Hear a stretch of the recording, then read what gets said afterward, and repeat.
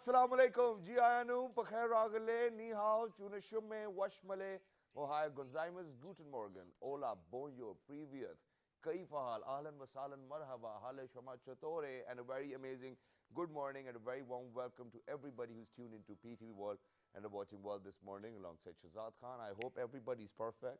You're ready to kickstart your day. You're ready to rise and shine, wake and bake, get up, and be more focused about whatever you want to do in life, ladies and gentlemen. Today, the day is Monday, and it's 2nd of April, and I think everybody had quite a lot of fun, well, playing with other people's feelings or emotions by just celebrating April's Fool. So, well, quite a lot of my friends did that, but I kind of knew it. But other than that, to all the Christian community around the globe, a very happy Easter to everyone out there.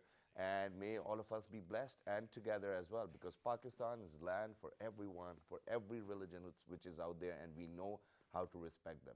But before we get started, because 2nd of April, ladies and gentlemen, is very important day for all those parents, well, I think I'll have to come back to that. You'll have to feel a bit anticipated. But right now, top stories. Let's take a look what's happening all around the globe. Interesting.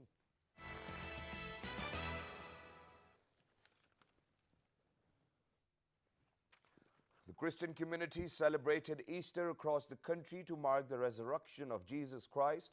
Special prayers and ceremonies held in all churches across the country while children performed religious singing.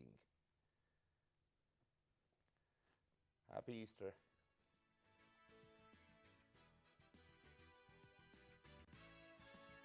And now talking about spring, where the different restaurants and hotels have made special arrangements to welcome spring season. People from all spheres of life are thronging various food points to enjoy delicious meals with aroma of spring colors at these points. Well, yeah. Aroma sounds cool.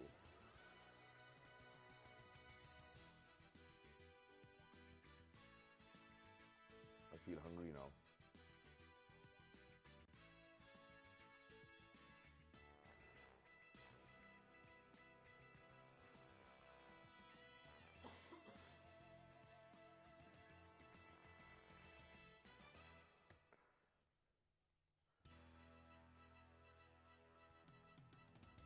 And last but not the least, cricket comes home, where Pakistan thrashed West Indies by 143 runs in the first T20 of three-match series at National Stadium, Karachi. Pakistan led the three-match series 1-0. Amazing. Well, West Indies never even got a chance to play a warm-up match, and our players just got done playing PSL.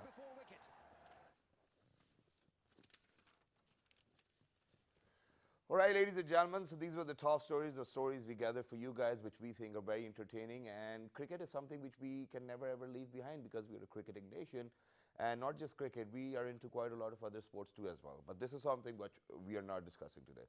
Ladies and gentlemen, today is 2nd of April, and all the United Nations member states observe World Autism Awareness Day, which is today. Autism, ladies and gentlemen, is not a disease. So far, it is known as disability as far as we have researched and or R&Ds have actually worked, but it can be managed. People or kids who are actually autistic, for them, world is a different sight. This is what we perceive, and this is how it might be, because experts are definitely going to tell me what it is. But you know, the way they hear things, the way they see things, or the way they do things is a bit different from what we might call that, you know, I might not see the world the same way as well. But the good news is that it's not a disease, and we're not even talking about whether it's curable or not, but it's manageable, because it is said to be a disability which is lifelong as well. Now, what happens to explain that? We do have very apt guests as well, but for people who are out there or for schools, there's one thing which I thought about it while I was studying, and that is that whether a child is artistic or not, they should always have a platform to study together with kids whom we think that, you know, they might be able to understand. The only reason why I'm saying that is that, you know, when a normal kid, which we call normal, or a kid with special needs, they're going to study together, or if they're going to play together, I think they will respect the needs of the other kid too as well. So this is what my point is. Let's see what the experts over here today have to say. And for all those parents who are out there, you know, the best part is that it's manageable and you can teach them quite a lot of things. So on my right-hand side, ladies and gentlemen, we've got two members, and it is labeled as Team Mahir Nafsiyat. So on my right hand side, we have been joined by clinical psychologist from Mahir Nafsiyat, Ruma Shahid. Hello, assalamu alaikum, how are you? Welcome, Sam. Thanks for the Thank you very much for introduction. joining us. You're And welcome. last but not the least, the CEO and the founder of Mahir Nafsiyat, clinical psychologist himself, Mr. Adil Ali. Hello, assalamu alaikum, how are you? Walaikum assalam. Thank you so much for having me. Good Tha- morning, everyone. Thank you very much for joining us. Good morning, good morning, good morning. Guten Tag. So, Ruma, I'm going to start with you. How important do you think is this day? Because I've seen quite a lot of parents struggling with their autistic kids because they don't know what to do. I think it's extremely important because autism is a condition that it starts in the early 2 years of age of a person's life, and it's kind of related to our daily activity, such as our behavior, our social training, social skills. So that's what we do in our daily routine, like talk to people and stuff. So we need to understand what this is. And just like you said, it's a condition, it's not a disease.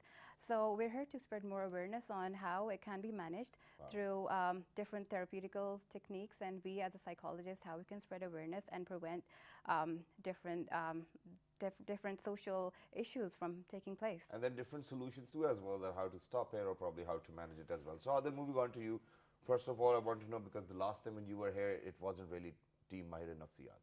You were here as a clinical psychologist, so you have done quite a lot of work. You've made this, you're a founder of this as well. So what is the mission behind Mahir Nafsiyat, and then how would you relate it to today? Okay, so Mahir Nafsiyat is basically an organization that we recently founded, and the missions of, first of all, the primary mission of the organization is to bring awareness to general public about the mental health disorders. Okay. And so for part of it is what we are doing today on World Autism Day. So spreading awareness about autism, having people talk about it. And another thing that we do at Mahir Nafsiyat is to provide online counseling Yeah. and psychotherapy services. So if anyone in all over Pakistan needs a counselor or a psychotherapist or a psychologist online, we are here to provide it over a video connection. So you don't need that's to cool. visit a doctor's office. Yeah. You can join from your smartphone or from your computer, right? Sorry. And I think this is very easy for clinical psychologists as well, because all you have to do is ask questions, and that can be done online and globally. So that's a cool idea, and we need to evolve with technology. But now let's come down to a point where I want a very detailed explanation about what autism is and who do we call an autistic child. Okay, so autism is basically, as you said, it's a disability and it's a lifelong thing that's going on. So first of all, autism has certain limitations. So autism basically brings certain limitations to the kids who are suffering from it. First of all, they have communication problems. They have difficulty communicating, and they have difficulty explaining their feelings, and they have difficulty managing their relationships, and they also have repetitive behaviors. So they tend to to get indulged in repetitive behaviors. So, and things needs to be in certain order for those kids. The world is not the same like for everyone else. If I see a cup on my table every day, it has to be there every day for me to feel comfortable as an autistic person. So I don't want to label the kids as well as such, but again, it's a condition and it needs to be managed. People need to know about it, and similarly the parents also. It's a big struggle for them. My hats off to all parents out there who are managing their kids with autism. It's not an easy job, but I'm so proud of them that they are doing it. Yeah. And again, it's manageable. It's a multidisciplinary approach when it comes to managing those kids. We bring psychologists, speech therapists, occupational therapists, and there's a whole bunch of people involved in the treatment and in the management of those kids. But it's doable. The better, the early you start managing it, the early it's preventable. And the early it's manageable. It becomes more easily manageable. All right. Okay, so Ruma, tell us, what are the difficulties they might face? Social skills, they are less communicative. Okay. They feel hesitant towards talking to other people. They have problems in peer relationships, Okay. social relationships. They tend to be more isolated, and it's also connected with so many behavioral problems. Okay. Just like Adil said, they have repetitive behaviors. Yeah. And a few other, it also comes with a few other learning disabilities, such as when you see them writing down on a piece of paper, it's usually you see like scribbles, lines and stuff. So for them, those lines do mean something, but for the general world, that's just, they would say it's nonsense. But then we need to understand and see from the person's perspective, from the child's perspective, and deal with them accordingly. And just like you said, like Adil said, this ABA behavioral approach is the most widely prevalent therapeutical technique that involves different sects of people, such as occupational therapists, a speech therapist, psychiatrist, and psychologists. And it also involves parents and teachers, and they all work together collectively to maintain and enhance behavior. But I think if you might see the other picture, that tells me that it's our weakness that we're not able to understand what they're writing or saying. So in a way, we really need to prepare our own selves as well. But before we move on towards what therapies are there to manage them, people often confuse within autism and Down syndrome, because they think that probably the symptoms are the same and they are not able to understand. So can you please shed some light on what is autism and what is Down syndrome? So the first and the most important thing that differentiates autism from Down syndrome is that people with Down syndrome have some visible facial deformalities. So they would have like droopy eyes and some other facial characteristics that are different from normal people. And then comes in the genetic characteristics. So when we talk about Down syndrome, it's an abnormality in the chromosome. So basically it's trisomy 21. So the chromosome number 20. Which I have no idea about, but it's all right, yeah. Trisomy 21. So being a bit more scientific here. So yeah, let's just call it a chromosomal abnormality. So that's where the difference lies. All right, very nice. So what happens in autism? Is it about some gene? Is it about anything else? If you're talking to be scientific over here, Mr. Adam? So yes, genes also play a role in autism, and again the neurology, the formation of the brain, the development of the brain, how brain develops. Generally, it's said that the ladies who conceive the child at later stages of their life, they tend to have kids who suffer from autism generally. So again, because it's a developmental disorder. So if you have kids in the later years of your life, that's when that it's makes it more prone. likely. Yeah, that's make it more prone to develop autism. The kids may get it at some point in life. Okay, so all of this time, when a woman is pregnant, we just keep on going to the doctor, we get everything checked up, even get the gender checked up. Is there a way where we can figure out whether there's something wrong with our baby or not? Do we have that sort of technology? Well, I'm not sure. So that we can actually be prepared that, okay, now these are the things which we need to do. So symptoms actually show up with time. So when we say that by age 2 or by age 3, we somehow get a mild idea of that maybe this child is suffering from autism. And you cannot tell it by the facial expressions, or you can? In Down syndrome, as we said, that there are some deformalities. In that case, it's maybe doable, but not in autism. Okay, so autism is just like everybody, Like anyone suffering from high blood pressure, maybe. So yeah, let's start from here. How do we realize that the child is autistic?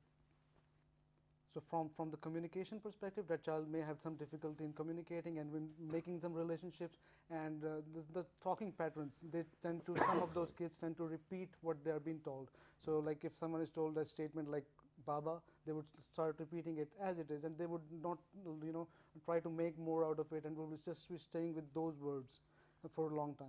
All right. So this is one thing, or probably when they go to school, they cannot write, or they cannot listen. They have like difficulties in focus and concentration, and also that they're easily distractible. So all these things do account towards autism. Yeah. Because I've seen one of the Bollywood films as well. It is based on this topic, and they managed it very well. That by the end of the film, everybody was crying. And it is hard for kids to realize, in fact, that, why are they facing these many difficulties? But I think it's on the other side that the teachers and the parents cannot realize that, because half of it, I think that I might be autistic when I was growing up. And, I might be still, because I always had difficulties with numbers. And I was very weak with maths. And so, all I used to get when I used to get back home after my maths results was probably a chappal from my parent. And they never thought and realized about the fact that, that this is not my forte, I cannot do it naturally. So how do we explain all of those parents to keep a good eye on their kids, that you need to check whether, they're having trouble or not, because all we can do is send them to another tuition center to learn better maths, but that's not possible. So yeah, so we need to basically think more about it. So the parents, from the parents' perspective, it's not always the child's, not wanting to do it. Maybe Yeah. it's not able to do it. So that's what it's very critical to figure out the difference between both of those things, whether the child is capable of doing it and is not doing it, or whether the child is not capable of it at all. So Okay. that's what the difference is, and the parents and the teachers have a very critical role in helping the psychologist, helping in the diagnosis of the Exactly. of autism. So now this is the point where you guys come in.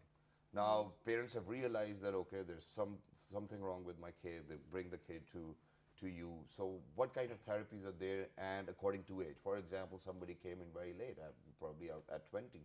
They realize that there's a problem. So let's go from age category 3, where parents actually figured it out earlier, and then how does it differentiate from the processes and the procedures of different therapies till the age 20 or 25? So at early stages, we start with applied behavior analysis. That's called ABA. That's most widely used for the management of autism.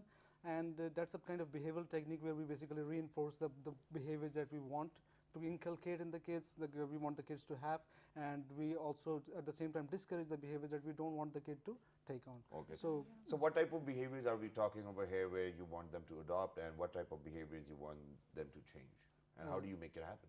So okay, so the kind of for example, like doing your lunch at time, starting your breakfast, eating something on time, and because the kids with autism are not not like a regular kid. Yeah. They have difficulties, so they won't be comfortable with doing the things that other kids would do generally. And things like, as small things as eating, trying to eat with a spoon. Even that's hard for them. Okay. So there are different things that we have to use for them in order to keep them focused, in order to just carry out these very simple tasks as well.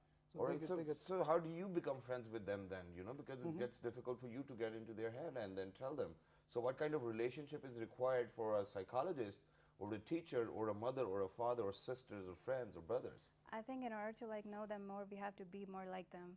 Really? Like, not to say that we become artistic, because but more like try to associate with them just the way they see things. We see things the same Yeah. way, such as if they see, let's say, a book full of stars instead of numbers. So let's just start seeing stuff the way they do, and Yeah. let's just get to understand them better. And life is beautiful from their perspective as well. They're Yeah. living in their own life. They have their own thinking. They have their own perception, and we also try to relate with that and empathize with them. All Okay, right. we put ourselves in their shoes and look at the world from their perspective, and that's what makes us easier with them, and makes them comfortable with us. So are they more prone to making friends who are autistic because they understand their world better, or Again, that's another thing with them, that they have really hard peer relationships, and it's like they hardly have friends. If you go out and see autistic children, they don't really have friends. They have imaginary friends more than real friends. So another technique that we also use is imaginative play therapy, where we kind of make them, or like we too imagine a situation where we have like a group of friends sitting together.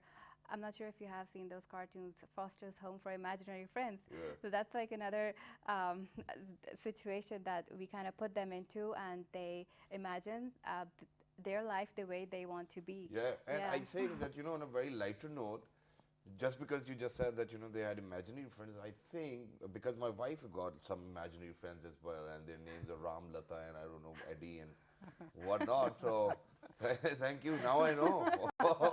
There you go. Yeah, thank you very much for that. Okay, but so now coming back to the therapies, first of all, we had ABA, and then what are the other therapies?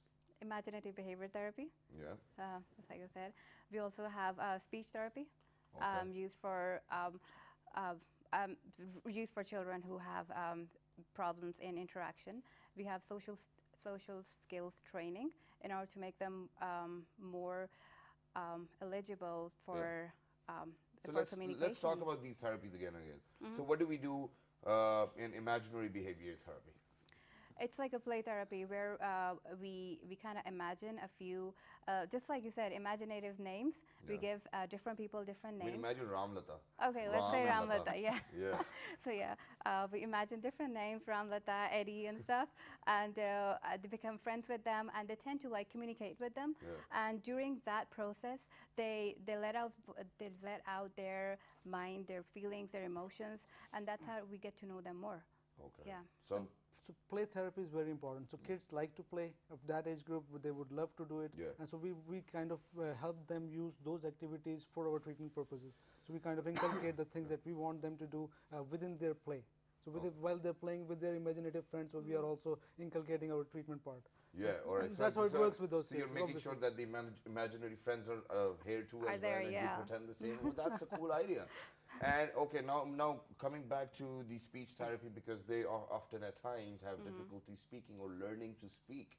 So what kind of speech therapy when somebody's not able to speak? What do we do then? So there are specialist speech therapists. So we get them on board, and they also work on specific development, like for specific nouns the child struggle with. There are specific letters that they struggle with. So the speech therapists work closely with them on helping them overcome those barriers, and it works actually. So in the long term, many kids are able to actually overcome those barriers and are able to communicate as well in some extent. So there are limitations though, but they are able to do it. We actually make them manageable again. We manage the whole disorder and help them live a normal life. Very nice. And now coming down to social skills. How do we develop them? So social skills, so we actually help them like understand how to interact with someone at the first place, how to make friends at school, how to interact with the kids that they're dealing with in everyday life, in their tuition centers, at their daycare maybe, and at the school as well. So we help them manage those kids. Okay. And at this point of time, because I want to move on a bit further towards, I think, a very grief problem within our own society, which is related to these kids too as well. But before I do that, the role parents need to play and the role teachers need to play. Well, I think the parents need to be more understanding towards the situation of the child, and they're more cooperative and more tolerant. So if the child is like repeating a particular behavior, they need to be more tolerant towards that, and just instead of like shouting out at them and timing them out, they need to bear with them. Yeah. And teachers? Teachers. So teachers have a very critical role, as I said, in diagnosis as well. So first of all, what we need to do is we need to decide, so the education for these kids needs to be inclusive? Or they need to go to a different school? Or is it important for them to go to a different school which is at a slower pace? It is actually important. I personally think that it is important for them to go to a different school, because there are specialized programs for them, like 511. So there will be 5 kids, 1 teacher and a teaching assistant. So there are specialized programs for them. I'm not 100% sure how many have you got in here in Pakistan. Not all schools offer it, but there are schools now. There are schools developing here for those special kids, and they actually, it's good in the sense that they are getting more focused attention that is necessary for them to learn quickly. Okay, amazing that is. Ladies and gentlemen, at this point of time, we do have a video to share, but before we go towards the video, when we are going to come back, in Pakistan, almost every day, there are 11 registered cases of child abuse, and these abuses come from, first of all, the family members, then from the second cousins, then comes the outsiders or a stranger too as well, or probably a driver who works at your home, or probably a cook who works at your home as well, and the parents are too busy doing their work and they cannot pay some serious attention, because these kids at times cannot say a lot of things. This is what we just discussed. So what we need to do is that we need to keep an eye on them all of the time, 24/7. There are kids. We are the ones who need to look after. So we're going to talk about that a little too as well. But go ahead and take a look at this video we got out for you for World Autism Awareness Day. A creation of brilliance. Some of us are a different brilliant. We see things differently. Or hear things differently.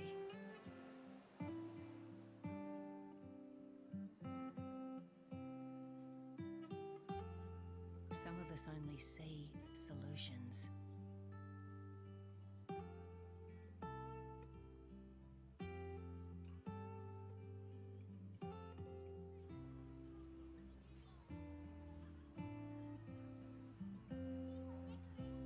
Just everyday heroes.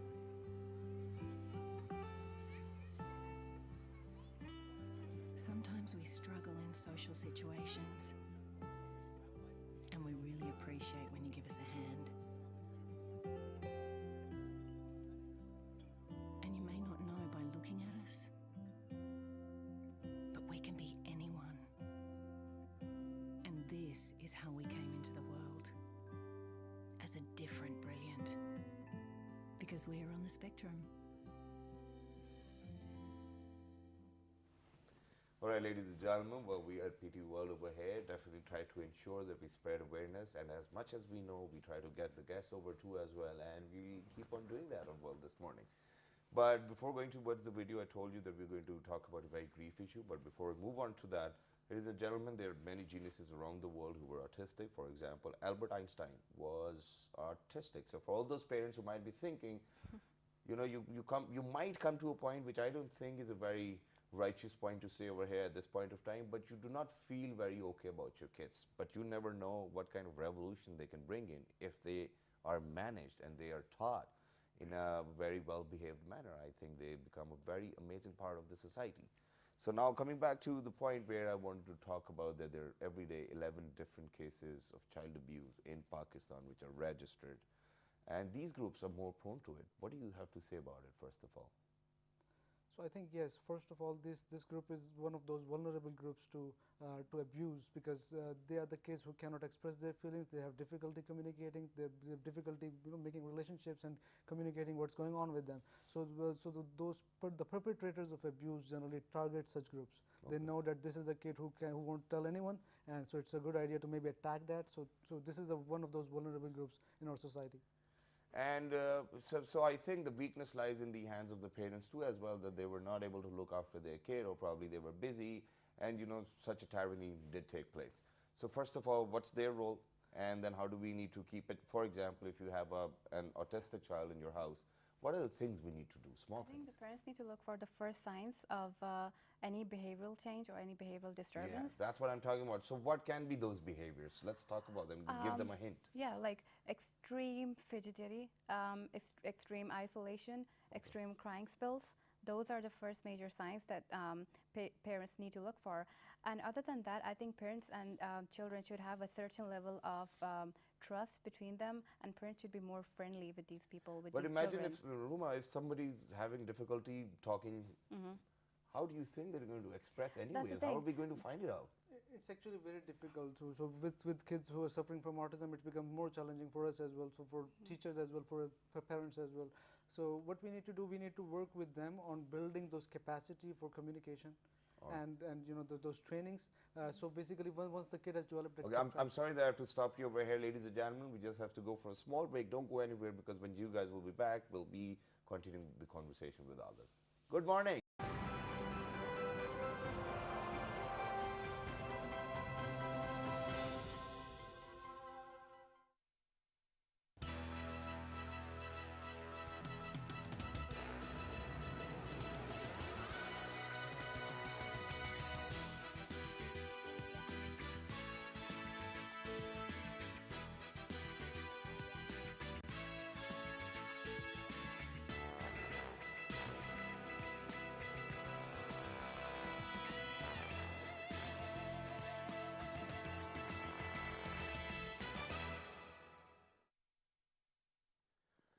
All right, ladies and gentlemen, welcome back. For everybody who just got tuned into PT World, you're watching World this morning alongside Shazad Khan. Today, ladies and gentlemen, the day is Monday, and the date is 2nd of April 2018, which is a very important day, as it is set to be celebrated and observed by all the United Nations member states, because it is World Autism Awareness Day. And with me, I've got Team Myra Nafsiyat. I've been joined by Ms. Roma Shahid, who's a psychologist, a clinical psychologist, and Mr. Adil Ali, who's a clinical psychologist, founder and CEO of Myra Nafsiyat. And before going towards the break, what I wanted to ask was that, you know, this certain group, you know, of child who are autistic are more prone to sex abuse. And this is what I wanted to talk about, that how do we actually have to prevent them? And God forbid if something happens. So I'm going to change the dimension. I'm going to talk from a pedophile's probably lens, that why do they do that? Because pedophilia is said to be a disease too as well, and why do they target such kids? So Mr. Adil, let's get started. Okay, so basically Pedophilia is something that's a kind of sexual urges and desires Yeah. to have that activity with a kid who is not yet reached the age of puberty. Okay. And autistic kids, obviously, as we talk about them, we talk about those kids who have recently developed this disorder or who are suffering from this but haven't reached the age of puberty, and that is a target group for such kind of pedophiles. Pedophilia is a disorder, and again, this is something that is discovered. That's a sexual preference that is discovered by the pedophiles. From their perspective, it's something that is not they have chosen, but it's something that they have discovered with the passage of time, that they have such kind of sexual attraction and preference. But acting on that in a society, it's very obviously it's very extreme form of it, and it needs to be managed. Pedophilia is a disorder, and it needs to be treated as well. There is proper treatment available for it, and it can be like we can prevent those people from targeting any such kind of kids in the future only if they talk about it, only if it can just discussed, only if it is diagnosed timely. But how do we, I mean, why do we even, God forbid, become pedophiles? I mean, if it's a disease, do we develop it ourselves, or is it like So some there crazy are a mind lot of thing? it could be the cause could be genetic, and it also could be behavioral. So like someone for So a kid, you being, for a I mean, kid, yeah. anybody being a pedophile can be genetic? Yeah, it could be genetic. It run in families as well. There's some research to back this statement as well. And so Dirty families, man. yeah, so I mean, it's also learned as well for some kids who have actually been sexually abused as kids. So they have also learned this. They may think that this is something that is normal in the society, and also for families where the kids are abused, where kids are sexually abused, and the kids have witnessed that. So they when they grow up, they're like more prone to develop this kind of. So these pretty much are the causes that's why you become into a person who. These could be the causes. Yeah, All this right. could be the causes. So now let's talk about its treatments. How do you treat a pedophile? So we basically use different treatment strategies. Cognitive behavioral techniques are used. We actually work with the cognitive distortions, and we also use certain techniques like aversive therapy. We relate some kind of aversive stimuli with those thoughts, and we tend to like gradually, with the passage of time, decrease those urges as well as decrease stop the person from acting on those urges. All right. So we kind of manage it again like autism. Anything you want to add over here? A few other techniques such as aversion therapy, just like you said, where we kind of associate an unpleasant stimuli with a pleasant stimuli. And even though like these people have very rigid thought patterns, so it does get hard to treat them. But it's not curable, like we Okay. said, but it's treatable. So how does it might affect to a kid of that group? You know, if God forbid something like that happen, and if that kid's coming to you, how do you realize that there might be something wrong other than just being autistic? Okay, so basically, a lot of trainings needs to be done with the kids as well as with the parents as well as with the teachers. So for all of this group actually helps in identifying that this kid, maybe something is going wrong with this kid. There are chances that he or she could have been abused by someone. While talking about the training, the government of Punjab recently has started, like they've devised a book for this purpose, and they've added it in the academic curriculum. That's the basic sex education for kids, and that is something that we also do with autistic kids as well. But it takes a lot of more effort than a regular kid. But we can teach them. We can actually the very basic thing we can tell them that if someone is trying to approach you in a manner that you're uncomfortable with, then you need to at least scream at the loudest that you can. This is something that all kids can do. So more than 50% of the autistic kids can speak, right? So when they can speak, we can also train them to how to shout out loud and cry for help. So yeah, that is something, and also we need to also train them about the body parts, the private body parts, and where someone can touch you and where someone can't, and under what And also, circumstances. like, set certain boundaries. There's certain boundaries with everyone in the relationships as well, that the parents can help you clean your private parts, but no one else can. And in some certain cases, some doctors can do it, but that too in the presence of your parents. So this is something that we, with the passage of time, inculcate in those kids, and we teach them all of this. Exactly, and it is no different than any other kid too as well, because you never know when such a dirty man is probably, or a woman is roaming around as well, because it's not just about men, it's about women too as well, and it's about babies. This is what we're discussing, and it is very critical for the parents. But other than that, in the West, they have this, sex offender registry system. And how does it work over there? And do you think that in days to come, we can have a system of that sort where such people can be thrown out of the community or the society we live in. So it's a wonderful system that the Western countries have. They call it sex offender registry. So anyone who has like any kind of history of sex abuse, or even like inappropriately touching someone, or any kind of that is reported to the police and to the concerned authorities, they make a list of it. They put it in they put the address and the complete information of that person online and make it available to public. So if you like Google it, any Western country, especially in the US, you find it with the area zip code. You can actually look for the people who have history of who are actually sex offenders in that living in that area. So it's actually very beneficial for the parents. They can actually watch out for those people and keep their kids safe. And at the same time, I think we are at that point of time as a country where our police stations are getting digital, and the internet is coming into play everywhere. And I think this is the time we can also incorporate this thing with the police stations. It's not very difficult because the cases are being reported. We can create a simple list and make it available to public, and sorted with the areas as well. So sex offender registry is something that I see coming to Pakistan very soon.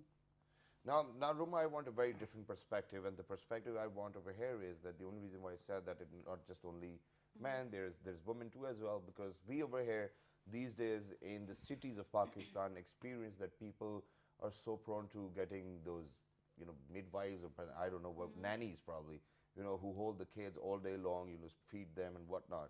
So from a woman's point of view, how different do you think things can be? Well, not really much different, because it's just the abuse. I mean, mothers taken. trusting nannies. Do you think that really not needs to be there, and they need to do their own rain checks? Again, I think it's more important for us to educate the parents, like not to solely depend on one person, and just like keep an eye on what's going on around the house. Exactly. Yeah. So now I think towards the end of the show, I want everybody, all of you, to actually share the roles parents need to play and how we need to manage it, and how do we need to be very patient with all of those kids and make our country and the society and the community a better place to live. Okay, I would like to just add on a bit to the fact that child abuse is an epidemic right now. It's a devastating situation, and but it's here, and we have to deal with it.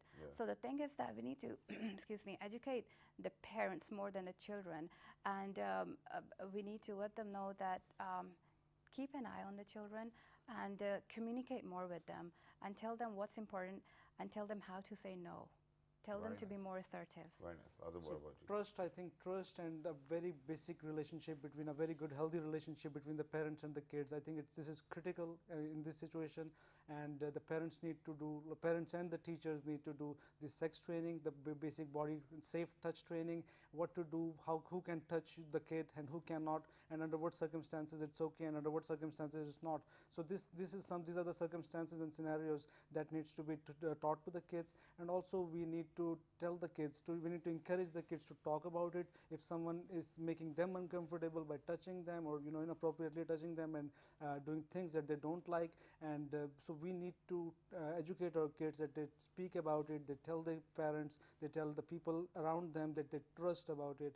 So once they start talking about it, it becomes more easy to actually to diagnose it and to figure out and to actually prevent it from the parents' perspective. Thank you very much for being with us. It was lovely to have you on this special day, and thank you very much for sharing your expertise. Other than that, ladies and gentlemen, if you are having trouble, if you have a problem, you can definitely look up for them, Mahir and Team Mahir and Nafsiyat. They've got a Facebook page as well, and they can give you an online session. So all you need to do is probably write to us on our Facebook fan page. But before I move on to that, what our fan pages are, there are a few things which I noticed since the time that I've been a father, alhamdulillah, for the last 4.5 years, 5 years, and inshallah in years to come. That is when you have your own kids, you realize that at a certain age when they grow up, you really do not hug them, you do not kiss them, you do not shake hands with them, because within our own culture in Pakistan, I see it very beautiful. I see my father, because I've got 5 sisters, alhamdulillah, the only thing he's going to do is just probably to give away blessings is just to put the hand on the head, and that's it, and that's very respectful too, and it's a part of our culture. So, and then you realize that, even if your sisters or brothers or anybody's kids are out there and they're very cute, refrain from kissing them. Why do you want to kiss them? Please don't do that. And parents always tell their kids that, do not allow anybody to do that. But once it's going to happen, imagine how embarrassing you might feel, because you might not have the intention, but this is how intentions might grow. So please make sure that you do not touch anybody else's babies, and just look after your own. So ladies and gentlemen, do write to us on our Facebook fan page, which is with the name of World This Morning. On Twitter, it's World This Morning without a G. On Daily Motion and YouTube, it's World This Morning. The fabulous repeat is going to be at 11 p.m. We are destined and we are determined to deliver information and awareness about all of these different aspects within the society. We'll keep on doing that, because this is what my mission is. Don't forget to log on for our websites as well to ask for any information. Feel free. 1, 2, 3. Good morning. Have a good day.